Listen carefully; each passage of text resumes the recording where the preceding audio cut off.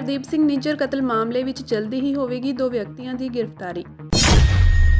ਦਲ ਖਾਲਸਾ ਨੇ ਸ਼ਹੀਦੀ ਦਿਹਾੜਾ ਵੀਰ ਬਾਲ ਦਿਵਸ ਦੇ ਨਾਂ ਹੇਠ ਮਨਾਉਣ ਤੇ ਕੇਂਦਰ ਸਰਕਾਰ ਦੀ ਕੀਤੀ ਨਿੰਦਾ। SYL ਦੇ ਮੁੱਦੇ ਤੇ ਹੋਈ ਇੱਕ ਹੋਰ ਮੀਟਿੰਗ ਰਹੀ ਬੇਸਿੱਟਾ। ਕੈਨੇਡੀਅਨ ਪੁਲਿਸ ਛੇਤੀ ਹੀ 2 ਵਿਅਕਤੀਆਂ ਨੂੰ ਗ੍ਰਿਫਤਾਰ ਕਰ ਸਕਦੀ ਹੈ ਜਿਨ੍ਹਾਂ ਤੇ ਜੂਨ ਵਿੱਚ ਭਾਈ ਹਰਦੀਪ ਸਿੰਘ ਨਿੱਜਰ ਦੀ ਹੱਤਿਆ ਕਰਨ ਦਾ ਸ਼ੱਕ ਹੈ। ਦੱਸਿਆ ਜਾ ਰਿਹਾ ਹੈ ਕਿ ਦੋਵੇਂ ਅਜੇ ਦੇਸ਼ ਵਿੱਚ ਹੀ ਹਨ। ਇਹ ਜਾਣਕਾਰੀ ਇੱਕ ਮੀਡੀਆ ਖਬਰ ਵਿੱਚ ਦਿੱਤੀ ਗਈ ਹੈ। ਬ੍ਰਿਟਿਸ਼ ਕੋਲੰਬੀਆ ਸੂਬੇ ਵਿੱਚ ਜੂਨ ਵਿੱਚ ਭਾਈ ਨਿੱਜਰ ਦੀ ਗੋਲੀਆਂ ਮਾਰ ਕੇ ਹੱਤਿਆ ਕਰ ਦਿੱਤੀ ਗਈ ਸੀ। ਦ ਗਲੋਬ ਐਂਡ ਮੇਲ ਅਖਬਾਰ ਮੁਤਾਬਕ ਫਿਲਹਾਲ ਪੁਲਿਸ ਸ਼ੱਕੀਆਂ ਤੇ ਨਜ਼ਰ ਰੱਖ ਰਹੀ ਹੈ ਅਤੇ ਸੰਭਵ ਹੈ ਕਿ ਉਹ ਕੁਝ ਹਫ਼ਤਿਆਂ ਦੇ ਅੰਦਰ ਫੜੇ ਜਾਣਗੇ।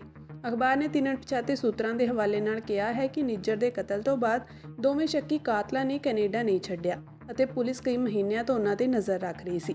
ਸਤੰਬਰ ਵਿੱਚ ਕੈਨੇਡੀਅਨ ਪ੍ਰਧਾਨ ਮੰਤਰੀ ਜਸਟਿਨ ਟਰੂਡੋ ਨੇ 18 ਜੂਨ ਨੂੰ ਸਰੀ ਸ਼ਹਿਰ ਦੇ ਗੁਰਦੁਆਰਾ ਸਾਹਿਬ ਦੇ ਬਾਹਰ ਸਿੱਖ ਆਗੂ ਭਾਈ ਹਰਦੀਪ ਸਿੰਘ ਨਿੱਜਰ ਦੀ ਹੱਤਿਆ ਵਿੱਚ ਭਾਰਤੀ ਏਜੰਟਾਂ ਦੀ ਸੰਭਵ ਸ਼ਮੂਲੀਅਤ ਦਾ ਦੋਸ਼ ਲਾਇਆ ਸੀ, ਜਿਸ ਤੋਂ ਬਾਅਦ ਦੋਵਾਂ ਦੇਸ਼ਾਂ ਵਿਚਾਲੇ ਤਣਾਅ ਪੈਦਾ ਹੋ ਗਿਆ ਸੀ। ਭਾਰਤ ਨੇ ਟਰੂਡੋ ਦੇ ਦੋਸ਼ਾਂ ਨੂੰ ਬੇਤੁਕਾ ਦੱਸਦਿਆਂ ਰੱਦ ਕਰ ਦਿੱਤਾ ਸੀ। ਰਿਪੋਰਟ ਵਿੱਚ ਬੁੱਧਵਾਰ ਨੂੰ ਕਿਹਾ ਗਿਆ ਹੈ ਕਿ ਰਸਮੀ ਚਾਰਜਸ਼ੀਟ ਦਾਇਰ ਕਰਨ ਤੋਂ ਬਾਅਦ ਪੁਲਿਸ ਕਾਤਲਾਂ ਦੀ ਕਥਿਤ ਸ਼ਮੂਲੀਅਤ ਅਤੇ ਭਾਰਤ ਸਰਕਾਰ ਨਾਲ ਉਹਨਾਂ ਦੇ ਸਬੰਧਾਂ ਦਾ ਖੁਲਾਸਾ ਕਰੇਗੀ। ਗਲੋਬਲ ਨਿਊਜ਼ ਨੇ BC ਗੁਰਦੁਆਰਾ ਕੌਂਸਲ ਦੇ ਬੁਲਾਰੇ ਮਨਿੰਦਰ ਸਿੰਘ ਦੇ ਹਵਾਲੇ ਨਾਲ ਕਿਹਾ ਕਿ ਜਿਵੇਂ ਕਿ ਕਿਹਾ ਜਾ ਰਿਹਾ ਹੈ ਕਿ 2 ਵਿਅਕਤੀਆਂ ਨੂੰ ਗ੍ਰਿਫਤਾਰ ਕੀਤਾ ਜਾ ਸਕਦਾ ਹੈ, ਭਾਈਚਾਰੇ ਦੇ ਲੋਕ ਸੁੱਖ ਦਾ ਸਾਹ ਲੈਣਗੇ। ਮਿਲੀ ਜਾਣਕਾਰੀ ਅਨੁਸਾਰ ਟੀਮ ਨੇ ਕਿਹਾ ਹੈ ਕਿ ਨਿੱਜਰ ਕਤਲ ਕੇਸ ਵਿੱਚ ਗ੍ਰਿਫਤਾਰੀ ਸੰਬੰਧੀ ਮੀਡੀਆ ਵਿੱਚ ਆਈਆਂ ਰਿਪੋਰਟਾਂ ਤੋਂ ਜਾਣੂ ਹਨ, ਪਰ ਉਹ ਇਸ ਬਾਰੇ ਫਿਲਹਾਲ ਕੋਈ ਟਿੱਪਣੀ ਨਹੀਂ ਕਰੇਗੀ ਕਿਉਂਕਿ ਜਾਂਚ ਜਾਰੀ ਹੈ। ਅਮਰੀਕਾ ਨੇ ਨਵੰਬਰ ਵਿੱਚ ਦੋਸ਼ ਲਾਇਆ ਸੀ ਕਿ ਨਿਖਿਲ ਗੁਪਤਾ ਨਾਂ ਦਾ ਵਿਅਕਤੀ ਇੱਕ ਭਾਰਤੀ ਮੁਲਾਜ਼ਮ ਨਾਲ ਮਿਲ ਕੇ ਸਿੱਖ ਆਗੂ ਦੇ ਕਤਲ ਦੀ ਸਾਜ਼ਿਸ਼ ਰਚ ਰਿਹਾ ਸੀ। ਹਾਲਾਂਕਿ ਉਹ ਸਿੱਖ ਆਗੂ ਦੇ ਨਾਂ ਦਾ ਖੁਲਾਸਾ ਨਹੀਂ ਕੀਤਾ ਗਿਆ ਸੀ, ਪਰ ਮੀਡੀਆ ਰਿਪੋਰਟਾਂ ਵਿੱਚ ਉਹਨਾਂ ਦੀ ਪਛਾਣ 6 ਫॉर ਜਸਟਿਸ ਦੇ ਆਗੂ ਗੁਰਪਤਵੰਤ ਸਿੰਘ ਪੰਨੂ ਵਜੋਂ ਹੋਈ ਹੈ। ਭਾਰਤ ਨੇ ਅਮਰੀਕੀ ਵਕੀਲਾਂ ਦੇ ਦੋਸ਼ਾਂ ਦੀ ਜਾਂਚ ਲਈ ਪਹਿਲਾਂ ਹੀ ਇੱਕ ਜਾਂਚ ਕਮੇਟੀ ਬਣਾਈ ਹੈ। ਵਿਦੇਸ਼ ਮੰਤਰੀ ਅਜੈ ਸ਼ੰਕਰ ਨੇ ਇਸ ਮਹੀਨੇ ਦੇ ਸ਼ੁਰੂ ਵਿੱਚ ਰਾਜ ਸਭਾ ਵਿੱਚ ਕਿਹਾ ਸੀ ਕਿ ਕੈਨੇਡਾ ਨੇ ਭਾਰਤ ਨਾਲ ਕੋਈ ਖਾਸ ਸਬੂਤ ਜਾਂ ਜਾਣਕਾਰੀ ਸਾਂਝੀ ਨਹੀਂ ਕੀਤੀ ਹੈ। ਸਤੰਬਰ ਵਿੱਚ ਟਰੂਡੋ ਦੇ ਦੋਸ਼ਾਂ ਤੋਂ ਕੁਝ ਦਿਨ ਬਾਅਦ ਭਾਰਤ ਨੇ ਕੈਨੇਡੀਅਨ ਨਾਗਰਿਕਾਂ ਨੂੰ ਵੀਜ਼ਾ ਜਾਰੀ ਕਰਨ ਨੂੰ ਅਸਥਾਈ ਤੌਰ ਤੇ ਮੁਅੱਤਲ ਕਰ ਦਿੱਤਾ ਸੀ ਅਤੇ ਓਟਾਵਾ ਨੂੰ ਸਮਾਨਤਾ ਨੂੰ ਯਕੀਨੀ ਬਣਾਉਣ ਲਈ ਦੇਸ਼ ਵਿੱਚ ਆਪਣੀ ਕੂਟਨੀਤਿਕ ਮੌਜੂਦਗੀ ਨੂੰ ਘਟਾਉਣ ਲਈ ਕਿਹਾ ਸੀ। ਵੀਜ਼ਾ ਸੇਵਾਵਾਂ ਮੁਅੱਤਲ ਕੀਤੇ ਜਾਣ ਦੇ 1 ਮਹੀਨੇ ਤੋਂ ਬਾਅਦ ਹੀ ਭਾਰਤ ਨੇ ਪਿਛਲੇ ਮਹੀਨੇ ਕੈਨੇਡਾ ਵਿੱਚ ਕੁਝ ਵੀਜ਼ਾ ਸੇਵਾਵਾਂ ਮੁੜ ਸ਼ੁਰੂ ਕੀਤੀਆਂ ਸਨ। ਦਲ ਖਾਲਸਾ ਨੇ ਛੋਟੇ ਸਾਹਿਬਜ਼ਾਦੇ ਬਾਬਾ ਜ਼ੋਰਾਵਰ ਸਿੰਘ ਜੀ ਅਤੇ ਬਾਬਾ ਫਤਿਹ ਸਿੰਘ ਜੀ ਦਾ ਸ਼ਹੀਦੀ ਦਿਹਾੜਾ ਵੀਰ ਬਾਲ ਦਿਵਸ ਦੇ ਨਾਂ ਹੇਠ ਮਨਾਉਣ ਲਈ ਕੇਂਦਰ ਸਰਕਾਰ RSS ਅਤੇ ਇਸ ਦੇ ਸਿਆਸੀ ਵਿੰਗ ਭਾਜਪਾ ਦੀ ਸਖਤ ਸ਼ਬਦਾਂ ਵਿੱਚ ਨਿੰਦਾ ਕੀਤੀ ਹੈ। ਨਰਿੰਦਰ ਮੋਦੀ ਸਰਕਾਰ ਦੁਆਰਾ ਦਿੱਤੇ ਗਏ ਵੀਰ ਬਾਲ ਦਿਵਸ ਨਾਮ ਤੇ ਇਤਰਾਜ਼ ਜਤਾਉਂਦੇ ਹੋਏ ਸਿੱਖ ਸੰਸਥਾ ਦਲ ਖਾਲਸਾ ਨੇ ਹਿੰਦੂਤਵੀ ਤਾਕਤਾਂ ਉੱਤੇ ਸਿੱਖ ਇਤਿਹਾਸ ਅਤੇ ਬਿਰਤਾਂਤਾਂ ਨੂੰ ਵਿਗਾੜ ਕੇ ਉਸ ਉੱਤੇ ਹਿੰਦੂਤਵ ਪੰਨ ਚੜਾਉਣ ਦਾ ਇਲਜ਼ਾਮ ਲਾਇਆ ਹੈ। ਦਲ ਖਾਲਸਾ ਦੇ ਆਗੂ ਕੰਵਰਪਾਲ ਸਿੰਘ ਨੇ ਕਿਹਾ ਕਿ 26 ਦਸੰਬਰ ਨੂੰ ਵੀਰ ਬਾਲ ਦਿਵਸ ਵਜੋਂ ਮਨਾਉਣ ਦਾ ਮੋਦੀ ਸਰਕਾਰ ਦਾ ਇੱਕ ਪਾਸੜ ਅਤੇ ਮਨਮਾਨੀ ਵਾਲਾ ਫੈਸਲਾ ਸਿੱਖਾਂ ਦੀਆਂ ਧਾਰਮਿਕ ਭਾਵਨਾਵਾਂ ਨੂੰ ਠੇਸ ਪਹੁੰਚਾਉਣ ਦੇ ਨਾਲ-ਨਾਲ ਸਿੱਖਾਂ ਦੇ ਧਾਰਮਿਕ ਮਾਮਲੇ ਵਿੱਚ ਦਖਲ ਦੇਣ ਦੀ ਸਟੇਟ ਦੀ ਲਗਾਤਾਰ ਚੱਲੀ ਆ ਰਹੀ ਨੀਤੀ ਦਾ ਹਿੱਸਾ ਹੈ। ਉਨ੍ਹਾਂ ਕਿਹਾ ਕਿ ਸੰਗਤਾਂ ਦੇ ਰੋਹ ਅੱਗੇ ਝੁਕਦਿਆਂ ਜਿਵੇਂ ਭਗਵੰਤ ਮਾਨ ਨੂੰ ਮਾਤਮੀ ਬਿਗਲ ਵਜਾਉਣ ਦਾ ਆਪਣਾ ਸਿਧਾਂਤਹੀਨ ਫੈਸਲਾ ਵਾਪਸ ਲੈਣਾ ਪਿਆ, ਉਸੇ ਤਰ੍ਹਾਂ ਮੋਦੀ ਸਰਕਾਰ ਨੂੰ ਵੀ ਆਪਣਾ ਜਬਰੀ ਥੋਪਿਆ ਫੈਸਲਾ ਦੇਰ ਸਵੇਰ ਵਾਪਸ ਲੈਣਾ ਪਵੇਗਾ। ਉਨ੍ਹਾਂ ਸਪਸ਼ਟ ਕੀਤਾ ਕਿ ਸਿੱਖ ਸੋਚ ਅਤੇ ਚੇਤਨਤਾ ਨੇ ਕਦੇ ਵੀ ਆਪਣੇ ਧਾਰਮਿਕ ਅਤੇ ਤਰਜ਼ੇ ਜ਼ਿੰਦਗੀ ਨਾਲ ਜੁੜੇ ਮਾਮਲਿਆਂ ਵਿੱਚ ਹਕੂਮਤ ਦੇ ਜਬਰੀ ਫੈਸਲਿਆਂ ਨੂੰ ਪ੍ਰਵਾਨ ਨਹੀਂ ਕੀਤਾ ਅਤੇ ਨਾ ਹੀ ਭਵਿੱਖ ਵਿੱਚ ਕਰਨਗੇ। ਜਥੇਬੰਦੀ ਨੇ ਸ਼੍ਰੀ ਅਕਾਲ ਤਖਤ ਸਾਹਿਬ ਨੂੰ ਵੀ ਇਸ ਮਾਮਲੇ ਦਾ ਨੋਟਿਸ ਲੈਣ ਅਤੇ ਮੋਦੀ ਹਕੂਮਤ ਦੇ ਪ੍ਰਭਾਵ ਜਾਂ ਸਰਪ੍ਰਸਤੀ ਹੇਠ ਦਿੱਲੀ ਅਤੇ ਹੋਰ ਥਾਵਾਂ ਤੇ ਵੀਰ ਬਾਲ ਦਿਵਸ ਦੇ ਬੈਨਰ ਹੇਠ ਸਮਾਗਮ ਕਰਨ ਵਾਲੇ ਸਿੱਖਾਂ ਦੀ ਜਵਾਬ ਤਲਬੀ ਕਰਨ ਦੀ ਵੀ ਅਪੀਲ ਕੀਤੀ ਹੈ। ਜ਼ਿਕਰਯੋਗ ਹੈ ਕਿ ਸ਼੍ਰੀ ਅਕਾਲ ਤਖਤ ਸਾਹਿਬ ਸ਼੍ਰੋਮਣੀ ਕਮੇਟੀ ਅਤੇ ਦਲ ਖਾਲਸਾ ਸਮੇਤ ਸਿੱਖ ਸੰਸਥਾਵਾਂ ਨੇ ਸਰਕਾਰਾਂ ਦੇ ਇਸ ਨਾਮਕਰਨ ਦਾ ਸਖਤ ਵਿਰੋਧ ਕਰਦਿਆਂ ਇਸ ਨੂੰ ਉਹਨਾਂ ਦੇ ਧਾਰਮਿਕ ਮਾਮਲਿਆਂ ਵਿੱਚ ਹਕੂਮਤ ਦੀ ਦਖਲਅੰਦਾਜ਼ੀ ਕਰਾਰ ਦਿੱਤਾ ਹੈ। ਦਲ ਖਾਲਸਾ ਨੇ ਇਸ ਨੂੰ ਇਤਿਹਾਸ ਦੀ ਮਹਾਨ ਸ਼ਹਾਦਤ ਦੀ ਪਵਿੱਤਰਤਾ ਨੂੰ ਢਾਹ ਲਾਉਣ ਦੀ ਸਾਜ਼ਿਸ਼ ਕਰਾਰ ਦਿੱਤਾ ਹੈ।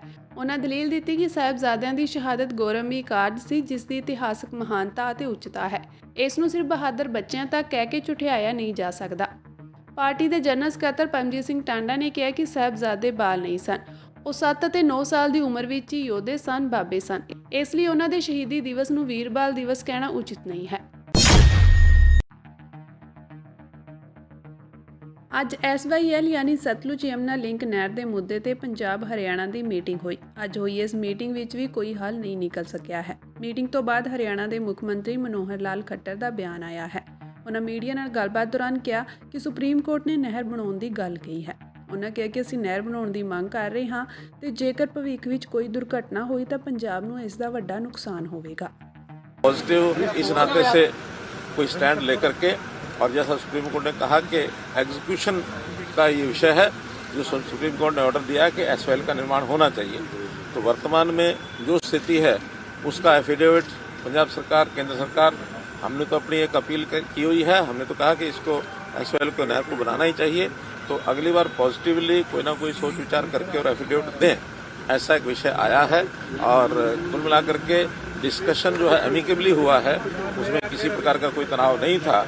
अगर मैं एक पंक्ति में कहूँ तो बात बड़े मनोहर माहौल में हुई, लेकिन अभी मान है कि मान नहीं रहे हैं। फिर भी उन्होंने कहा कि हम पॉजिटिवली सोच करके और कोई ना कोई एक एफिडेविट देने की बात जो कही गई है वो केंद्र सरकार की ओर से ही जाएगा, और वो केंद्र सरकार को लिख कर हम दोनों विषयों को अलग अलग करके बात कर रहे हैं कि नहर बनाना चूंकि एक सुप्रीम कोर्ट का वर्डिक्ट आ चुका है, और सुप्रीम कोर्ट भी बार बार यही कह रहा है कि उसको इसके साथ लिंक नहीं करना है। पानी जितना है, जो फैसला हुआ है, उसके हिसाब से प्रो रेटा ही पानी जो मिलेगा। अभी 1.11 MF जो पानी पूरा होने के बाद भी वो हरियाणा को नहीं मिल पा रहा, लेकिन पानी कम है, उस नाते से प्रोरेटा हमको मिलता है। पानी पूरा हो जाए तो भी प्रोरेटा मिलने के लिए नहर की आवश्यकता है, और वैसे भी वो नहर बहुत एक अल्टरनेटिव चैनल भी हमको चाहिए, क्योंकि जब इतना बड़ा पुराना इंफ्रास्ट्रक्चर होता है तो कई प्रकार की कठिनाइयां आ जाती हैं। बल्कि हमने तो यहाँ तक भी कहा है कि कल को अगर कोई दुर्घटना हो जाती है जो वर्तमान भाषा मेन लाइन है, तो इसका नुकसान पंजाब को ही ज्यादा होगा, हरियाणा को नहीं होगा, क्योंकि पंजाब के एरिया में अगर कहीं टूटती है तो उसका ज्यादा पोर्शन पंजाब के एरिया में ही है, तो इसलिए उसका होना जरूरी है। और सुप्रीम कोर्ट ने भी यही कहा है, it has nothing to do with the share of water, एक एग्जीक्यूशन है नहर बनने का। उसी विषय पर दोनों कायम है, तो भी इस बार सुप्रीम कोर्ट क्या निर्णय देता है, लेट अस सी।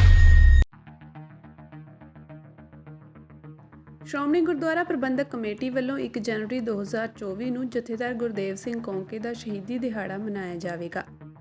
ਇਸ ਸੰਬੰਧ ਵਿੱਚ ਸ੍ਰੀ ਅਕਾਲ ਤਖਤ ਸਾਹਿਬ ਵਿਖੇ ਸ੍ਰੀ ਅਖੰਡ ਪਾਠ ਸਾਹਿਬ ਦੇ ਭੋਗ ਪਾਏ ਜਾਣਗੇ ਅਤੇ ਜਥੇਦਾਰ ਕੌਂਕੇ ਨੂੰ ਸ਼ਰਧਾਂਜਲੀ ਭੇਟ ਕਰਨ ਲਈ ਅਰਦਾਸ ਸਮਾਗਮ ਹੋਵੇਗਾ। ਇਸ ਬਾਰੇ ਜਾਣਕਾਰੀ ਦਿੰਦਿਆਂ ਸ਼੍ਰੋਮਣੀ ਕਮੇਟੀ ਦੇ ਪ੍ਰਧਾਨ ਐਡਵੋਕੇਟ ਹਰਜਿੰਦਰ ਸਿੰਘ ਧਾਮੀ ਨੇ ਦੱਸਿਆ ਕਿ ਜਥੇਦਾਰ ਗੁਰਦੇਵ ਸਿੰਘ ਕੌਂਕੇ ਨੂੰ ਸ਼ਰਧਾ ਤੇ ਸਤਿਕਾਰ ਭੇਟ ਕਰਨ ਲਈ ਸ਼੍ਰੋਮਣੀ ਕਮੇਟੀ ਵੱਲੋਂ ਅਰਦਾਸ ਸਮਾਗਮ ਕਰਨ ਦਾ ਫੈਸਲਾ ਕੀਤਾ ਗਿਆ ਹੈ। ਉਨ੍ਹਾਂ ਕਿਹਾ ਕਿ 1984 ਦੀ ਸਿੱਖ ਨਸਲਕੁਸ਼ੀ ਅਤੇ ਇਸ ਮਗਰੋਂ ਸਿੱਖਾਂ ਤੇ ਇੱਕ ਦਹਾਕਾ ਕੀਤੇ ਗਏ ਸਰਕਾਰੀ ਅਤਿਆਚਾਰ ਨੂੰ ਕੌਮ ਕਦੇ ਵੀ ਭੁਲਾ ਨਹੀਂ ਸਕਦੀ। ਇਸ ਸਮੇਂ ਦੌਰਾਨ ਹੀ ਜਥੇਦਾਰ ਗੁਰਦੇਵ ਸਿੰਘ ਕੌਂਕੇ ਦਾ ਕਤਲ ਸਿੱਖ ਵਿਰੋਧੀ ਕਰੂਰ ਕਾਰੇ ਦਾ ਹਿੱਸਾ ਸੀ। ਉਨ੍ਹਾਂ ਕਿਹਾ ਕਿ ਇਸ ਕਤਲ ਬਾਰੇ ਮੌਜੂਦਾ ਸਮੇਂ ਸਾਹਮਣੇ ਆਈ ਰਿਪੋਰਟ ਸਿੱਖਾਂ ਵਿਰੁੱਧ ਸਰਕਾਰੀ ਤਸ਼ੱਦਦ ਨੂੰ ਬੇਪਰਦ ਕਰਦੀ ਹੈ।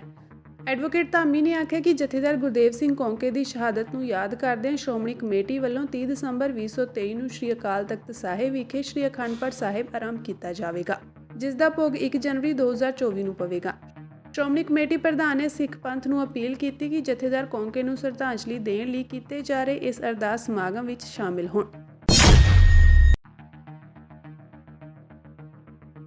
ਕਿਸਾਨ ਮਜ਼ਦੂਰ ਸੰਘਰਸ਼ ਕਮੇਟੀ ਪੰਜਾਬ ਵੱਲੋਂ ਸੂਬਾ ਆਗੂ ਸਰਵਣ ਸਿੰਘ ਬੰਦੇਰ ਦੀ ਅਗਵਾਈ ਵਿੱਚ ਜ਼ਿਲ੍ਹਾ ਅੰਮ੍ਰਿਤਸਰ ਦੇ ਪਿੰਡ ਚਮਿਆਰੀ ਵਿੱਚ 3 ਜ਼ੋਨਾਂ ਗੱਗੋ ਮਾਹਲ, ਅਜਨਾਲਾ ਅਤੇ ਗੁਰੂ ਕਾ ਬਾਗ ਦੀ ਵਿਸ਼ਾਲ ਕਨਵੈਨਸ਼ਨ ਕਰਕੇ ਉੱਤਰੀ ਭਾਰਤ ਦੀਆਂ 18 ਜਥੇਬੰਦੀਆਂ ਅਤੇ ਸੰਯੁਕਤ ਕਿਸਾਨ ਮੋਰਚਾ ਵੱਲੋਂ 2 ਜਨਵਰੀ ਨੂੰ ਕੀਤੀ ਜਾ ਰਹੀ ਜੰਡਿਆਲਾ ਗੁਰੂ ਮਹਾਰੈਲੀ ਦੀ ਤਿਆਰੀ ਕੀਤੀ ਗਈ। ਇਸ ਮੌਕੇ ਆਗੂਆਂ ਨੇ ਕਨਵੈਨਸ਼ਨ ਨੂੰ ਸੰਬੋਧਨ ਕਰਦਿਆਂ ਕਿਹਾ ਕਿ ਪਿਛਲੇ 10 ਸਾਲ ਤੋਂ ਭਾਜਪਾ ਸਰਕਾਰ ਪਿਛਲੀਆਂ ਸਰਕਾਰਾਂ ਤੋਂ ਵੀ 10 ਕਦਮ ਅੱਗੇ ਵੱਧ ਕੇ ਕਾਰਪੋਰੇਟ ਦਾ ਕਬਜ਼ਾ ਕਰਵਾਉਣ ਵਿੱਚ ਲੱਗੀ ਹੋਈ ਹੈ ਅਤੇ ਧਾਰਮਿਕ ਫਿਰਕਾ ਪ੍ਰਸਤੀ ਦੀ ਸਿਆਸਤ ਕਰ ਰਹੀ ਹੈ। ਉਸ ਨੂੰ ਰੋਕਣ ਅਤੇ ਆਪਣੇ ਹੱਕ ਦੀ ਪ੍ਰਾਪਤੀ ਲਈ ਅੱਜ ਜਥੇਬੰਦਕ ਸੰਘਰਸ਼ ਦੀ ਲੋੜ ਹੈ।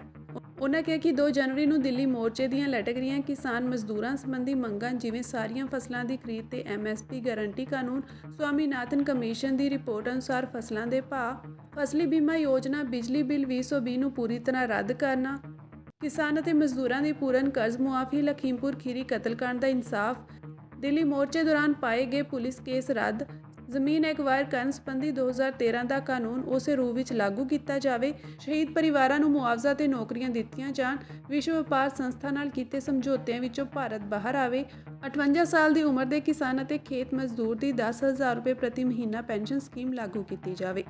ਇਨ੍ਹਾਂ ਮੰਗਾਂ ਸਮੇਤ ਅਹਿਮ ਮੁੱਦਿਆਂ ਤੇ ਦੋਨਾਂ ਫੋਰਮਾਂ ਵੱਲੋਂ ਦਿੱਲੀ ਕੂਚ ਕਰਨ ਸੰਬੰਧੀ ਤਰੀਕ ਦਾ ਐਲਾਨ ਕੀਤਾ ਜਾਵੇ।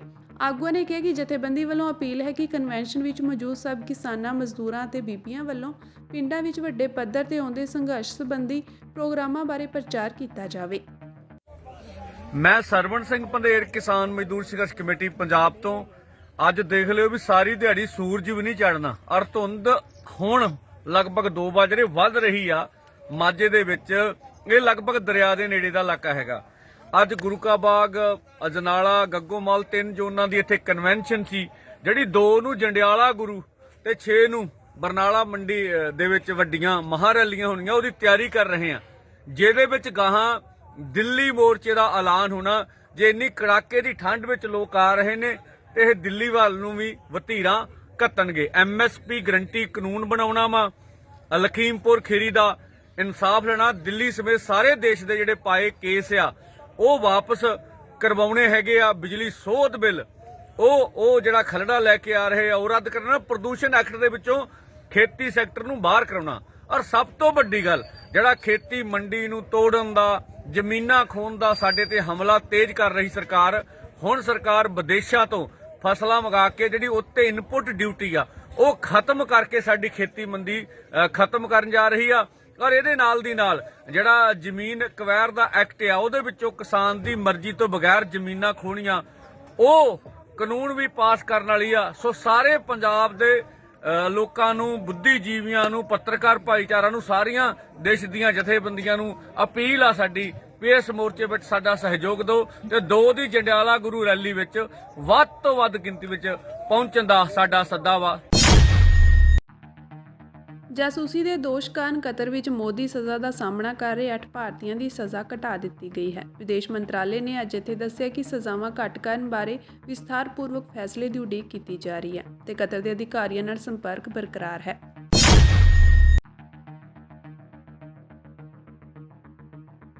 ਕੇਂਦਰ ਸਰਕਾਰ ਵੱਲੋਂ 26 ਜਨਵਰੀ 2024 ਲਈ ਪਰੇਡ ਵਿੱਚੋਂ ਪੰਜਾਬ ਦੀ ਝਾਂਕੀ ਬਾਹਰ ਕੀਤੇ ਜਾਣ ਦੇ ਮਾਮਲੇ ਤੇ ਸਿਆਸਤ ਪੂਰੀ ਤਰ੍ਹਾਂ ਭਖ ਗਈ ਹੈ। ਮੁੱਖ ਮੰਤਰੀ ਭਗਵੰਤ ਮਾਨ ਨੇ ਝਾਂਕੀ ਨੂੰ ਪਰੇਡ ਵਿੱਚੋਂ ਬਾਹਰ ਕੱਢਣ ਲਈ ਜਿੱਥੇ ਕੇਂਦਰ ਦੀ ਮੋਦੀ ਸਰਕਾਰ ਨੂੰ ਜ਼ਿੰਮੇਵਾਰ ਠਹਿਰਾਇਆ ਹੈ, ਤਾਂ ਪੰਜਾਬ ਭਾਜਪਾ ਨੇ ਝਾਂਕੀ ਨੂੰ ਬਾਹਰ ਕੱਢਣ ਲਈ ਸੀਐਮ ਭਗਵੰਤ ਮਾਨ ਤੇ ਆਪ ਸੁਪਰੀਮੋ ਅਰਵਿੰਦ ਕੇਜਰੀਵਾਲ ਤੇ ਨਿਸ਼ਾਨਾ ਲਾਇਆ ਹੈ। ਪੰਜਾਬ ਭਾਜਪਾ ਪ੍ਰਧਾਨ ਸੁਨੀਲ ਜਾਖੜ ਨੇ ਕਿਹਾ ਕਿ ਕੇਂਦਰ ਨੇ ਪੰਜਾਬ ਦੀ ਝਾਂਕੀ ਨੂੰ ਰੋਕਿਆ ਨਹੀਂ, ਸਗੋਂ ਪੰਜਾਬ ਦਾ ਜਲੂਸ ਕੱਢਣ ਤੋਂ ਰੋਕਿਆ ਗਿਆ ਹੈ। ਉਨ੍ਹਾਂ ਝਾਂਕੀ ਬਾਹਰ ਕੱਢਣ ਜਾਣ ਦੇ ਮਾਮਲੇ ਤੇ ਅੰਕੜੇ ਪੇਸ਼ ਕਰਦੇ ਹੋਏ ਮੁੱਖ ਮੰਤਰੀ ਦੇ ਦਾਅਵੇ ਦਾ ਜਵਾਬ ਵੀ ਦਿੱਤਾ। ਮੁੱਖ ਮੰਤਰੀ ਮਾਨ ਵੱਲੋਂ ਝਾਂਕੀ ਨੂੰ ਲੈ ਕੇ ਕੇਂਦਰ ਨੂੰ ਜ਼ਿੰਮੇਵਾਰ ਦੱਸਣ ਤੇ ਸੁਨੀਲ ਜਾਖੜ ਨੇ ਸ਼ੋਲੇ ਫਿਲਮ ਦਾ ਹਵਾਲਾ ਦਿੱਤਾ। ਉਨ੍ਹਾਂ ਕਿਹਾ ਕਿ ਕੱਲ੍ਹ 26 ਜਨਵਰੀ ਪਰੇਡ ਵਿੱਚੋਂ ਪੰਜਾਬ ਦੀ ਝਾਂਕੀ ਨੂੰ ਬਾਹਰ ਕੀਤੇ ਜਾਣ ਨੂੰ ਲੈ ਕੇ ਮੁੱਖ ਮੰਤਰੀ ਵੱਲੋਂ ਨੋਟੰਕੀ ਕੀਤੀ ਗਈ। ਉਨ੍ਹਾਂ ਕਿਹਾ ਕਿ ਕੇਂਦਰ ਕੋਲ ਪੰਜਾਬ ਦੀ ਝਾਂਕੀ ਨੂੰ ਬਾਹਰ ਕੀਤੇ ਜਾਣ ਸੰਬੰਧੀ 2 ਵੱਡੇ ਕਾਰਨ ਰਹੇ, ਕਿਉਂਕਿ ਕੇਂਦਰ ਨੂੰ ਭੇਜੀਆਂ ਗਈਆਂ ਝਾਂਕੀਆਂ ਵਿੱਚ ਮੁੱਖ ਮੰਤਰੀ ਭਗਵੰਤ ਮਾਨ ਅਤੇ ਆਪ ਸੁਪਰੀਮੋ ਅਰਵਿੰਦ ਕੇਜਰੀਵਾਲ ਦੀਆਂ ਤਸਵੀਰਾਂ ਲੱਗੀਆਂ ਹੋਈਆਂ ਸਨ, ਜਿਸ ਦੀ ਵਜ੍ਹਾ ਕਾਰਨ ਝਾਂਕੀ ਨੂੰ ਬਾਹਰ ਕੀਤਾ ਗਿਆ ਹੈ। ਉੱਥੇ ਜਿਸ ਕਿਸਮ ਦੀ ਝਾਂਕੀ ਤਿਆਰ ਕੀਤੀ ਗਈ ਉਹ ਝਾਂਕੀ ਉੱਥੇ ਜਾ ਕੇ ਰਿਜੈਕਟ ਹੋ ਗਈ। ਉੱਥੋਂ ਉਹਨਾਂ ਨੇ ਕਿਹਾ ਜੀ ਕਿਉਂ ਰਿਜੈਕਟ ਕਰ ਰਹੇ ਹੋ? ਉਹਨਾਂ ਨੇ ਕਿਹਾ ਕੋਈ ਇਹਨੂੰ ਨਵੀਂ ਚੀਜ਼ ਇਸ 'ਚ ਐਡ ਕਰੋ, ਇਹਦੀ ਥੀਮ ਜਿਹੜੀ ਹੈ ਇੰਪਰੂਵ ਦਿਸ ਥੀਮ, ਇੰਪਰੂਵ ਦਾ ਪ੍ਰੈਜੈਂਟੇਸ਼ਨ, ਇਹਨੂੰ ਕੋਈ ਸੁਧਾਰੋ, ਇਹਦੇ ਵਿੱਚ ਕੋਈ ਨਵੀਂ ਚੀਜ਼ ਲੈ ਕੇ ਆਓ। ਤੇ ਇੱਥੇ ਜਿਹੜੇ ਮਾਰਤੀ ਬੈਠੇ ਸੀਗੇ ਝੋਲੀ ਚੱਕ, ਇਹਨਾਂ ਨੇ ਅੱਜ ਜਿਨ੍ਹਾਂ ਨੂੰ ਡਿਊਟੀਜ਼ ਲਾ ਰੱਖੀਆਂ, ਜਿਹੜੇ ਇਹਨਾਂ ਦੇ ਨਾਲ ਹਾਂ 'ਚ ਹਾਂ ਮਿਲਾਉਂਦੇ ਆ, ਉਹਨਾਂ ਨੇ ਇਹਨਾਂ ਦੇ ਹੁਕਮ ਮੰਨ ਕੇ ਅੱਗੇ ਫੋਟੋ ਲਾਤੀ ਝਾਂਕੀ ਦੇ, ਕੇਜਰੀਵਾਲ ਸਾਹਿਬ ਦੀ ਤੇ ਭਗਵੰਤ ਮਾਨ ਜੀ। ਉਹਨਾਂ ਨੇ ਕਿਹਾ ਤੁਸੀਂ ਮਜ਼ਾਕ ਕਰੀ ਜਾਂਦੇ ਹੋ, ਇਸ ਨੈਸ਼ਨਲ ਇਵੈਂਟ ਜਿਹਦੇ ਤੁਸੀਂ ਕਰ ਰਹੇ ਹੋ, ਇਹਦੇ ਵਿੱਚ ਇਹਨਾਂ ਦੀ ਤੁਸੀਂ ਤਸਵੀਰ ਕਿਵੇਂ ਲਾਓਗੇ? ਕਹਿੰਦੇ ਜੀ ਤਸਵੀਰ ਤਾਂ ਲੱਗੂਗੀ। ਕੋਈ ਰੈਪੂਟੇਸ਼ਨ ਪੰਜਾਬ ਦੇ ਨਾਲ ਹੋਈ ਹੈ ਜੀ, ਜਿਹੜੀ ਇੱਥੇ ਆ ਜਿਹੜੀ ਕਲੀਨਿਕ ਨੂੰ ਲੈ ਕੇ, ਆਮ ਆਦਮੀ ਕਲੀਨਿਕ ਨੂੰ ਲੈ ਕੇ ਇਹਨਾਂ ਨੇ ਰੌਲਾ ਪਾਇਆ, precisely that is the same story sahib. ਉਹਨਾਂ ਨੇ ਕਿਹਾ ਨਹੀਂ ਲੱਗੂਗਾ। ਉਹਨਾਂ ਨੇ ਇਨਫੈਕਟ ਜਿਹੜੇ ਸੈਰੀਮੋਨੀਅਲ ਵਿੰਗ ਹੈ ਆਰਮੀ ਦਾ, ਆ ਜਿਹੜੀ ਝਾਂਕੀ ਹੈ ਇਹਦਾ ਸਾਰਾ ਕੰਟਰੋਲ ਉੱਥੇ ਜੋ ਮੋਨੀਟਰ ਕਰਦੇ ਹੈ ਸਾਰੇ ਇਹਨੂੰ ਕਿਸ ਤਰ੍ਹਾਂ ਟਾਈਮ ਬਾਉਂਡ ਇਹਨੂੰ ਚੱਲਣੀ ਹੈ ਪਰੇਡ, ਆਰਮੀ ਕਰਦੀ ਹੈ। ਆਰਮੀ ਦਾ ਇੱਕ ਸੈਰੀਮੋਨੀਅਲ ਵਿੰਗ ਹੈ। ਸੈਰੀਮੋਨੀਅਲ ਵਿੰਗ ਦੇ ਇੱਕ ਆਫੀਸਰ ਨੇ ਮੈਨੂੰ ਦੱਸਿਆ, ਕਹਿੰਦਾ ਅਸੀਂ ਤਾਂ ਉਹਨਾਂ ਨੂੰ ਐਂ ਕਿਹਾ ਜੇ ਤੁਸੀਂ ਫੋਟੋਆਂ ਲਾਣੀ ਐਂ ਕਰੋ, ਝਾਂਕੀ ਦੇ ਪੈਸੇ ਕਿਉਂ ਲਾਈ ਜਾਂਦੇ ਹੋ? ਇਹਨਾਂ ਦੋਨਾਂ ਮਾਰਤੀਆਂ ਨੂੰ ਭੇਜ ਦਿਓ, ਇਹਨਾਂ ਨੂੰ ਪਰੇਡ 'ਚ ਤੋਰ ਦਿੰਦੇ, ਦਿਖਾ ਦਿੰਦੇ ਪੰਜਾਬ ਦਾ ਆਹ ਰੂਪ ਹੈ। ਤਾਂ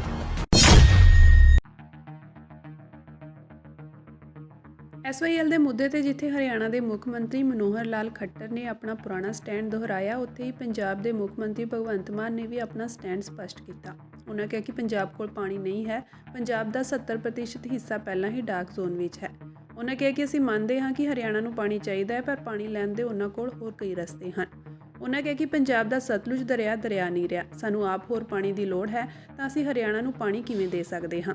ਸਾਰੇ ਹਰਿਆਣੇ ਦੇ ਅਧਿਕਾਰੀ, ਸੈਂਟਰ ਸਰਕਾਰ ਦੇ ਅਧਿਕਾਰੀ ਤੇ ਪੰਜਾਬ ਸਰਕਾਰ ਦੇ ਅਧਿਕਾਰੀ ਮੀਟਿੰਗ ਹੋਈ ਹੈ SYL ਦੇ ਮੁੱਦੇ ਤੇ, ਕਿਉਂਕਿ ਮਾਨਨੀय ਸੁਪਰੀਮ ਕੋਰਟ ਦੇ ਵਿੱਚ ਕੇਸ ਚੱਲ ਰਿਹਾ, ਤਾਂ ਮਾਨਨੀय ਸੁਪਰੀਮ ਕੋਰਟ ਨੇ ਭਾਰਤ ਸਰਕਾਰ ਨੂੰ ਕਿਹਾ ਸੀ ਕਿ ਦੋਨਾਂ ਨੂੰ ਬਿਠਾ ਕੇ ਗੱਲਬਾਤ ਕਰੋ, ਕੋਈ ਅਗਲਾ ਰਸਤਾ ਕੋਈ ਨਿਕਲਦਾ ਹੈ, ਕੋਈ ਹੱਲ ਨਿਕਲਦਾ ਹੈ ਤਾਂ ਉਹਦੇ ਗੱਲਬਾਤ ਕਰੋ। ਤਾਂ ਅੱਜ ਪੰਜਾਬ ਵੱਲੋਂ ਮੈਂ ਆਪਣਾ ਪੱਖ ਰੱਖਿਆ, ਇਹ ਪੱਖ ਮੈਂ ਪਹਿਲਾਂ ਵੀ ਰੱਖ ਚੁੱਕਿਆ, ਮੇਰੇ ਮੂੰਹ ਜ਼ਬਾਨੀ ਯਾਦ ਹੈ ਸਾਰਾ ਕਿ ਸਾਡੇ ਕੋਲ ਪਾਣੀ ਹੈ ਨਹੀਂ ਤਾਂ ਨਹਿਰ ਕਿਵੇਂ ਬਣਾ ਦਈਏ। ਤਾਂ ਹਰਿਆਣਾ ਕਹਿੰਦਾ ਕਿ ਪਹਿਲਾਂ ਨਹਿਰ ਬਣਾ ਦਿਓ ਫਿਰ ਦੇਖ ਲਾਂਗੇ। ਮਤਲਬ ਹੈਰਾਨੀ ਦੀ ਗੱਲ ਇਹ ਹੈ, ਜਦੋਂ ਪਾਣੀ ਹੈ ਨਹੀਂ ਨਹਿਰ ਕਾਹਦੇ ਵਾਸਤੇ ਬਣੂ। ਸੋ 25 ਸਾਲ ਬਾਅਦ ਰਿਪੇਰੀਅਨ ਲਾਅ ਪੂਰੀ ਦੁਨੀਆ 'ਚ ਜਿਹੜੇ ਨੇ ਉਹ ਰਿਵਿਊ ਕੀਤੇ ਜਾਂਦੇ ਨੇ, ਪਰ ਇਹ ਸਾਡਾ ਜਿਹੜਾ ਐਗਰੀਮੈਂਟ ਹੈ ਕਦੇ ਰਿਵਿਊ ਨਹੀਂ ਕੀਤਾ ਗਿਆ। ਅਸੀਂ ਇੱਕ ਹੋਰ ਵੀ ਸਜੈਸ਼ਨ ਦਿੱਤਾ ਹੈ ਜੋ ਕਿ ਭਾਰਤ ਸਰਕਾਰ ਜਿਹੜੀ ਆ ਉਹ ਇੰਟਰਨੈਸ਼ਨਲ ਲੈਵਲ ਤੇ ਲੈ ਸਕਦੀ ਹੈ ਕਿ ਚਨਾਬ ਤੋਂ ਰਾਵੀ ਤੱਕ ਇੰਡਸਟਰੀਟੀ ਸੀ, ਇੱਕ ਇੰਡਸਟਰੀਟੀ, ਉਹਦੇ ਵਿੱਚ ਚਨਾਬ ਤੋਂ ਰਾਵੀ ਤੱਕ ਇੱਕ ਟਨਲ ਬਣਨੀ ਸੀ ਜਿਹਦੇ ਵਿੱਚ 5 ਮਿਲੀਅਨ ਏਕੜ ਫੀਟ ਪਾਣੀ ਆਉਣਾ ਸੀ, ਪਰ ਉਹ ਪਤਾ ਨਹੀਂ ਕਿਉਂ ਨਹੀਂ ਬਣਾਈ ਗਈ। ਉਹ ਜੇ ਬਣਾ ਲਈ ਜਾਵੇ ਤਾਂ ਰਾਵੀ ਦੇ ਵਿੱਚ ਪਾਣੀ ਆਊਗਾ। ਤੇ ਅਸੀਂ ਉਹੀ YS ਵਾਲਾ ਫਾਰਮੂਲਾ ਦਿੱਤਾ ਹੈ ਕਿ ਯਮੁਨਾ ਚੋਂ ਪਾਣੀ ਹਰਿਆਣੇ ਨੂੰ ਦੇ ਦਿਓ, ਸਾਨੂੰ ਉਹਦੇ 'ਚ ਕੋਈ ਆਪੱਤੀ ਨਹੀਂ। ਹਾਲਾਂਕਿ ਜਦੋਂ ਪੰਜਾਬ ਤੇ ਹਰਿਆਣਾ ਇਕੱਠੇ ਸੀ ਤਾਂ ਯਮੁਨਾ ਦੇ ਵਿੱਚ ਪੰਜਾਬ ਦਾ ਹਿੱਸਾ ਬਣਦਾ ਸੀ, ਜਿਹੜਾ ਵੱਡਾ ਪੰਜਾਬ ਸੀ। ਜਦੋਂ ਪੰਜਾਬ ਅਲੱਗ ਹੋ ਗਿਆ ਕਹਿੰਦੇ ਹਰਿਆਣੇ ਦਾ ਹਿੱਸਾ ਤਾਂ ਹੈਗਾ ਪਰ ਹੁਣ ਇਹ 'ਚ ਪੰਜਾਬ ਦਾ ਨਹੀਂ ਹੈਗਾ, ਤਾਂ ਫਿਰ ਹਰਿਆਣਾ ਜਿਹੜਾ ਉਹ ਸਾਡਾ ਭਾਈ ਹੈ, ਛੋਟਾ ਭਾਈ ਹੈ, ਅਸੀਂ ਕੋਈ ਵਿਰੋਧ ਨਹੀਂ ਕਰਦੇ, ਉਹਨਾਂ ਨੂੰ ਵੀ ਪਾਣੀ ਚਾਹੀਦਾ, ਪਰ ਉਹਨਾਂ ਕੋਲੇ ਪਾਣੀ ਲੈਣ ਦੇ ਤਰੀਕੇ ਹੋਰ ਹੈਗੇ ਨੇ। ਉਹਨਾਂ ਕੋਲੇ ਬਹੁਤ ਸਾਰੇ ਚੈਨਲ ਨੇ, ਹਰਿਆਣਾ ਯਮੁਨਾ ਸ਼ਾਰਦਾ ਵਾਲਾ ਲਿੰਕ ਹੈ, ਸਾਡੇ ਕੋਲੇ ਤਾਂ ਇਸ ਵਕਤ ਸਤਲੁਜ ਜਿਹੜਾ ਹੈ, ਸਤਲੁਜ ਇੱਕ ਦਰਿਆ ਹੀ ਨਹੀਂ ਰਿਹਾ, ਉਹ ਤਾਂ ਇੱਕ ਨਾਲਾ ਬਣ ਗਿਆ। ਸੋ ਅਸੀਂ ਉਹਨਾਂ ਨੂੰ ਇਹ ਕਿਹਾ ਕਿ ਅਸੀਂ ਆਪਣੇ ਪੁਰਾਣੇ ਸਟੈਂਡ ਤੇ ਖੜੇ ਹਾਂ ਕਿ ਸਾਡੇ ਕੋਲ ਪਾਣੀ ਹੈ ਨਹੀਂ, ਤੇ ਸਾਡਾ ਜਿਹੜਾ 52 ਮਿਲੀਅਨ ਏਕੜ ਫੀਟ ਚਾਹੀਦਾ ਪੰਜਾਬ ਨੂੰ ਪਾਣੀ, ਜੇ ਅਸੀਂ ਹਰ ਖੇਤ ਨੂੰ ਸਿੰਚਾਈ ਵਾਲਾ ਪਾਣੀ ਦੇਣਾ 52 MAF ਚਾਹੀਦਾ ਹੈ, ਸਾਡੇ ਕੋਲੇ 14.5 ਹੈ ਜੀ ਅਜੇ ਤੱਕ, 14.5, ਜਦ ਕਿ ਸਾਡਾ ਗਰਾਊਂਡ ਵਾਲਾ ਪਾਣੀ ਜਿਹੜਾ ਉਹ 600 ਫੁੱਟ ਤੇ 600 700 ਫੁੱਟ ਤੇ ਚਲਾ ਗਿਆ। ਸੋ ਅਸੀਂ ਡਾਰਕ ਜ਼ੋਨ ਦੇ ਵਿੱਚ, ਮਾਨनीय ਮੰਤਰੀ ਜੀ ਨੇ ਗੱਲ ਕਹੀ ਹੈ ਕਿ ਪੰਜਾਬ ਜਿਹੜਾ 70% ਪੰਜਾਬ ਦਾ ਜਿਹੜਾ ਏਰੀਆ ਉਹ ਡਾਰਕ ਜ਼ੋਨ ਦੇ ਵਿੱਚ ਚਲਾ ਗਿਆ, ਜਿੱਥੋਂ ਪਾਣੀ ਬਹੁਤ ਜ਼ਿਆਦਾ ਕੱਢ ਲਿਆ ਗਿਆ। ਜਿਸ ਹਾਰਸ ਪਾਵਰ ਦੀ ਮੋਟਰ ਨਾਲ, ਮੈਂ ਅੱਜ ਗੱਲ ਕਹੀ ਹੈ, ਜਿੰਨੀ ਹਾਰਸ ਪਾਵਰ ਦੀ ਮੋਟਰ ਨਾਲ ਤੇ ਜਿੰਨੀ ਡੂੰਘਾਈ ਤੋਂ ਅਸੀਂ ਪਾਣੀ ਕੱਢਦੇ ਹਾਂ, ਬਿਲਕੁਲ ਉਹਨੇ ਹਾਰਸ ਪਾਵਰ ਦੀ ਮੋਟਰ ਤੇ ਉਨੀ ਡੂੰਘਾਈ ਤੋਂ ਦੁਬਈ ਦੇ ਵਿੱਚ ਤੇਲ ਕੱਢਦੇ ਆ ਉਹ, ਅਸੀਂ ਇਸ ਲੈਵਲ ਤੇ ਚਲੇ ਗਏ। ਸੋ ਸਾਡੇ ਕੋਲੇ ਪਾਣੀ ਹੈ ਨਹੀਂ।